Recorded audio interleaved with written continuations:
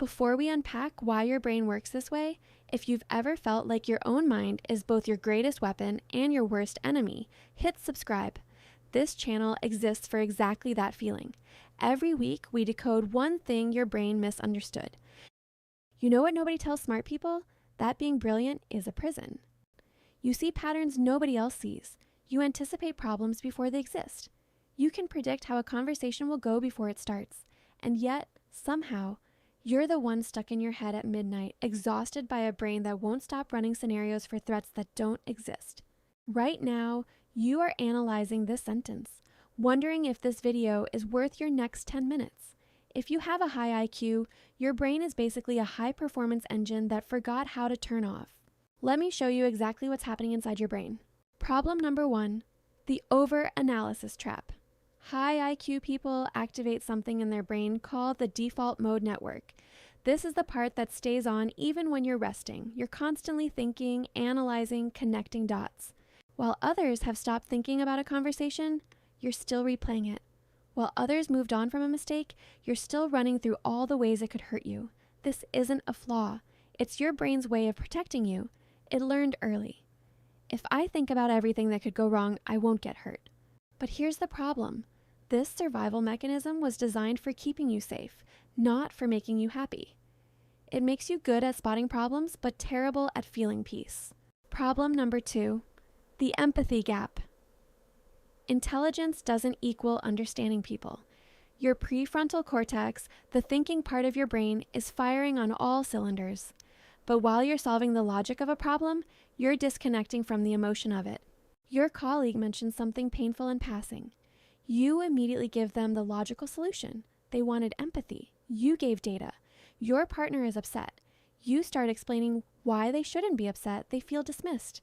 People don't hate you because you're smart. They feel unheard. And unheard people, no matter how logical the solution you give, will leave.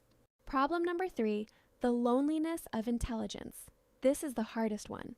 A high IQ is like having a Ferrari engine. It's fast, it's powerful, it's impressive. But if you don't have a steering wheel, you're just going to hit the wall at 200 miles per hour. That wall is usually burnout, social isolation, or that crushing feeling of being gifted, but somehow stuck. Most people can't think as fast as you.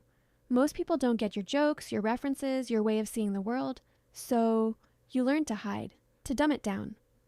But here's the reality. Your brain is designed to use its full capacity. When you suppress that, you create psychological stress. You're not being yourself, and people can feel that. The loneliness is because you're living inauthentically, and no amount of IQ points will fix that. So that's the 3 problems: analysis paralysis, the empathy gap, and the connection paradox. One of those hit closer than the others. You probably already know which one. Now, before I give you the solutions, I want you to actually know which one is your blind spot. Because the fix for analysis paralysis is completely different from the fix for the empathy gap. If you treat the wrong wound, nothing changes. To help you figure that out, I've put together an EQ audit. It's a self-assessment. 21 questions that'll tell you exactly which of these 3 dimensions is your bottleneck. You can grab it at the link below. I just want you to have the right diagnosis before we talk solutions. Now let's talk about the real success factor.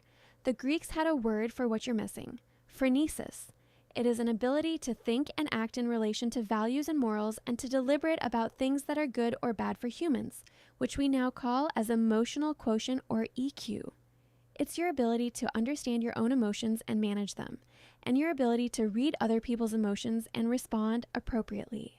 IQ accounts for about 25% of job performance. The other 75%, that's EQ. In one major study, 90% of top performers had high EQ. Only 20% of bottom performers had high EQ. There have been examples of people in the past whose IQ were more than Einstein's, but they did not succeed in life because they never developed emotional resilience. No phrenesis. This is the pattern. High IQ without high EQ equals isolation, failure, wasted potential. But here's the good news. Unlike IQ, which you're born with, EQ can be learned. You can get better at it. Starting today, I'll show you how. Solution number 1, name the pattern, not the problem. Stop saying, I think too much. Start saying, my brain is a high-performance engine that hasn't found its steering wheel yet. Here's why it matters. Your overthinking isn't the problem. It's just energy without direction. Once you recognize it as a high-level cognitive trait, you can actually use it. Next time you catch yourself in the spiral at 2 a.m., ask yourself, what is my brain trying to protect me from? Then acknowledge it. Okay, I see the threat. Thank you for trying to keep me safe, but I've got this. This takes your self-attack and turns it into self-compassion, and that changes everything. Solution number 2, develop emotional literacy. You learn to read books and equations. Now learn to read emotions, starting with your own. Each day, ask yourself 3 simple questions. 1, what did I feel today? 2, why did I feel that? 3, what was I needing in that moment? Don't overthink it. Just notice. This is called metacognition, thinking about your thinking, and you're actually already good at it. You just have to turn it towards emotions instead of problems. Once you understand your own emotions, you become 10 times better at reading others, and that's when relationships shift. Solution number 3, trade logic for listening. Next time someone shares a problem, try this. Don't give a solution, just listen. Say, that sounds really hard. I'm glad you told me. That's it. Your brain will want to jump in and fix it. Resist. Let them feel heard first. Logic comes later. This single skill will transform your relationships because it tells people, you matter to me more than proving I'm smart. Let me be clear. There's nothing wrong with you. Your intelligence isn't the problem. Your overthinking isn't a flaw. Your sensitivity to what people feel isn't a weakness. These are gifts. They just need direction. Here's what I want you to understand. The goal isn't to stop thinking. The goal is to finally feel safe enough to let your mind rest. The goal isn't to be less smart. The goal is to be smart in ways that actually matter. Ways that build connection, that make you feel alive, that let other people see the real you. Your IQ got you this far, but it's your EQ that's going to take you where you actually want to go, and you're already capable of that. You just needed permission to build it. So, if this resonated with you, if you felt the loneliness of intelligence, if you've wondered why being smart didn't make life easier, you're not alone. There are thousands of people right now at 2 a.m. having the same conversation with themselves. You've got people who get it,